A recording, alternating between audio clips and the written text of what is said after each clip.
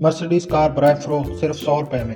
कोई भी इस बात पर यकीन नहीं कर रहा था, पर एक साहब ये इश्तिहार देखकर लिखे हुए एड्रेस पर जा पहुंचे और दरवाजे की बेल बजाई। एक उधेड़ उम्र खातून ने दरवाजा खोला। साहब ने पूछा, आप एक मर्सिडीज कार बेच रही हैं? खातून, जी हाँ। साहब, मैं कार देख सकता हूँ? जी, शौक से आइए। ये कहकर खातून ने गैराज खुलवाया। साहब ने ध्यान से कार को देखा तो आंखें फैल गई। बोले, ये तो एकदम नई है। जवाब मिला, एकदम तो नई नहीं है, 18,000 किलोमीटर चल चुकी है। साहब, लेकिन अखबार में तो इसकी कीमत सिर्फ 100 रुपए छपी है। खातून, सही छपी है, 100 की ही है। आप 100 रुपए दीजिए और कार ले जाइए। साहब ने कांपते हाथों से 100 रुपए निकाल कर दिए। खातून ने रुपए लेकर फौरन रसीद बनाई और कार के कागजात चाबी के साथ साहब को पकड़ा दिए। शदीद बेचैनी के आलम में साहब ने आखिर पूछा, बहन जी, अब तो बता दीजिए कि मामला क्या है, मैं तो हैरत से मरा जा रहा हूँ। खातून, घबराइए मत, आप कार अब यकीनी तौर पर आपकी है। मैं तो बस अपने मरहूम शौहर की आखिरी ख्वाहिश पूरी कर रही हूँ।